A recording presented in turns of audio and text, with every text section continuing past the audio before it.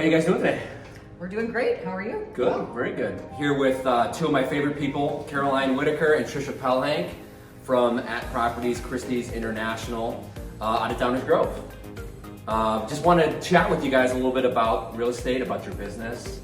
And so why don't you start by just letting us know when you guys got started in the business and how long you've been doing it and maybe why you got into real estate. Okay. I have been in real estate for over 20 years, 2002. I did commercial real estate for 10 years and then transitioned over to residential.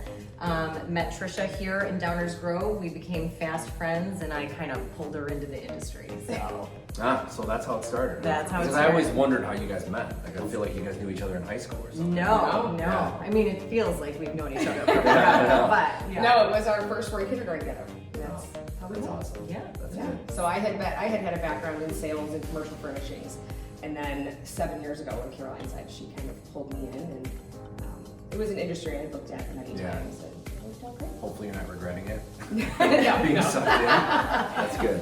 That's good. Well, I feel like you guys, to that point, I feel like you guys have such an awesome chemistry, and it, to me, working with you guys, it comes through like with your clients, because I feel like your clients love you guys to death, and I think it's because of your personality and like the way that you guys treat your clients. Absolutely. And that's great for me because it's not that way with everybody, trust me. So I think you guys have like a special sauce that you guys have created, so that's a very unique thing. So like to that point, do you think that there's anything you guys, like when you were first getting started, because you decided to do this together as a team, right? Correct. Mm-hmm.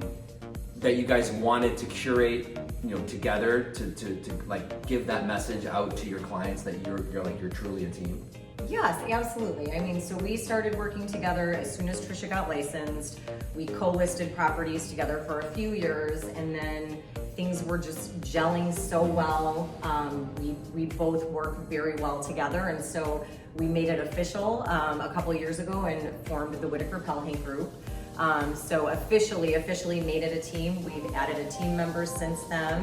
We have Mandy Hammer, who is the third member of our team. Yeah, we love Mandy. Yeah, Mandy's fantastic. And I think we both went into this and approached real estate as, these are relationships that we're forming with these clients. We are not transactional agents. It's not just get the deal done, do the transaction, see you later.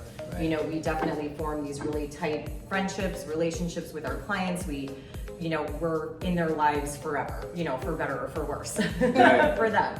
The relationship continues past, the purchase or the sale, which is, very, I think, indicative of just the type of people that we are. Right. We're both friendly and want to build relationships and meet new people, and that's kind of how our business is built. Right. Yeah. Meeting people and becoming friends. Right, and I feel like we're both big connectors, like even outside of real estate, like everybody in our life, like anybody who needs something, like Yeah. restaurant recommendations, travel, like, and it always can be home stuff, painters, plumbers, appraisers, Right. lenders, Right. all those amazing, skill sets of people. We do love to connect people always, so.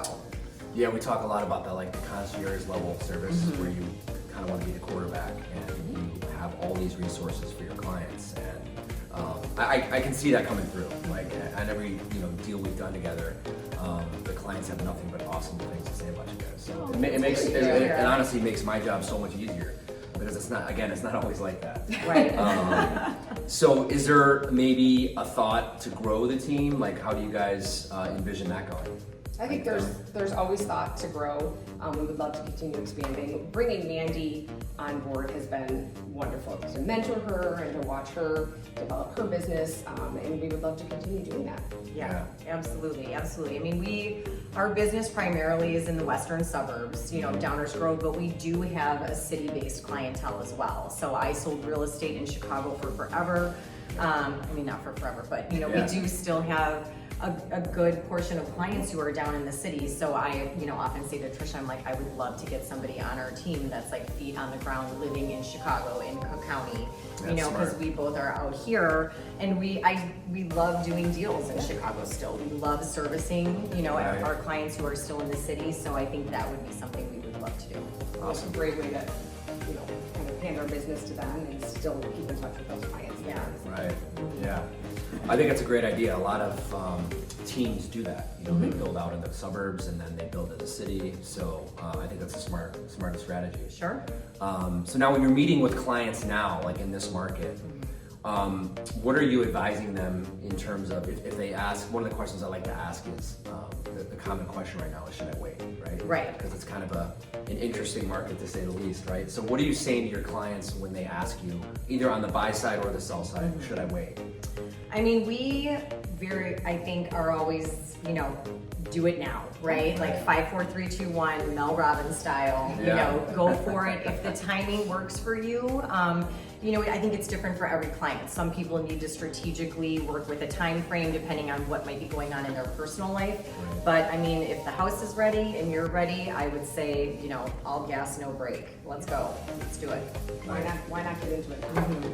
Yeah, I think that there's never a perfect time, right? Right. It's like if someone Right. asks you, should I have kids right now? Right. It's not the right Right. time. It's like Yeah. you're never going to be ready for that. Absolutely. Yeah. Absolutely. So now I've had the pleasure of doing some events with you guys. I know that that's a big part of your business. Yes. You like to be out there and with your clients and Yes. with new clients and things like that. So did you guys make a decision right off the bat to start, to have that be a core of your business, is all the events and the marketing? I think so. It was, again, we're just kind of people. Yeah. Yeah. Strange phrase. People persons.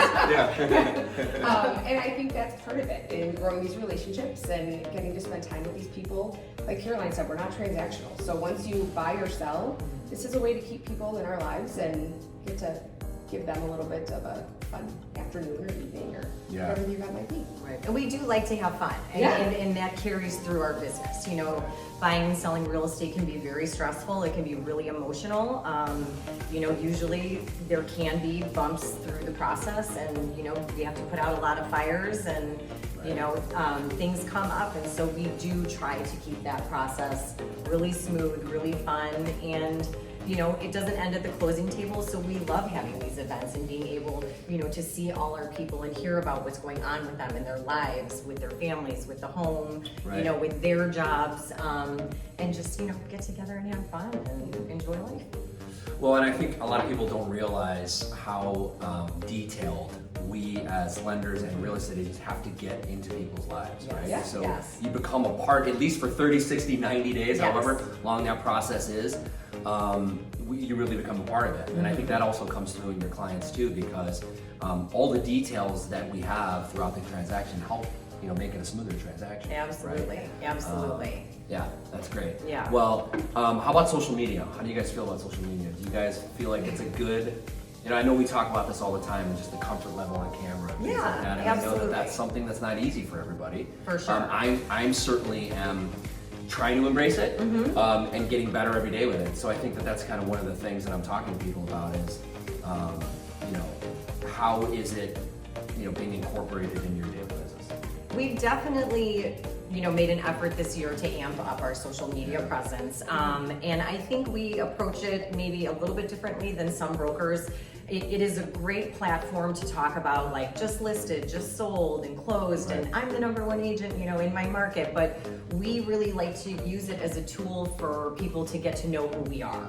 So we definitely have, the business aspect to it, but then, we also want people to get to know us. So, we put stuff on there that is, pertaining more to our personal life or just the communities that we work in, the organizations that we're affiliated with.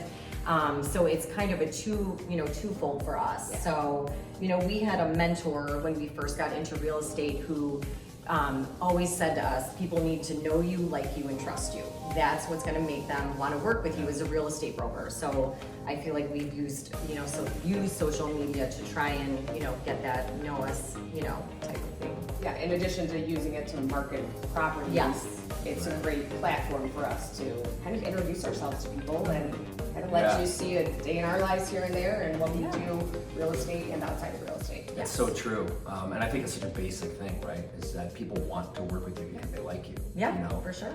There are tons of realtors out there. There are tons of lenders out there. but what can separate us is who we are. Right. And we want people to know that. And now I think that's kind of the beauty of social media, is that it also can be used, I feel like, too much, right? Sure. Where you're pounding your chest and Yes. telling everybody how good you are. Right. And you might be able to do a little bit of that just because you want people to know that you're successful and that you're going to actually be able Right. to close the Yeah, deal. absolutely. Right. But letting people know who you are, I think, is even more important. Yeah, so I agree. I appreciate that. Yeah. I appreciate that. So one fun thing I like to ask people is what your last meal on earth would be. So Tricia, why don't we start with you? So there was a restaurant in the city when my husband and I lived there. He actually proposed there, called Rosa Angelis. And I think it just closed. no, it was years. It was several years okay. ago. They had to tear down the building, or they were going to. And it was duck filled there. And that I would find a chef from Rosa Angelis, and I would bring him back and make the duck filled. Have you ever tried to make that? I made just many, gonna many leave it at that, Italian yeah. dishes, but no, that You're was a really good cook. I Thank feel you. like you could Thank totally you. pull that off, but it's not the same when you make it for know. yourself. Like I feel like somebody else has to make it for you I know. to be, as enjoyable. But now I do love a challenge. Now that you said that. Yeah. So that would be mine. Finding the duck, I think, would be the hardest part. Yeah, for sure. How about you? I am a total seafood girl, like East Coast, so mine would be like oysters, a lobster roll, and like a nice glass of Sancerre. So that Awesome. would be my final. Yeah. Very cool. Yeah. Yeah. Well, thank you guys. I really appreciate it. Thank you. We appreciate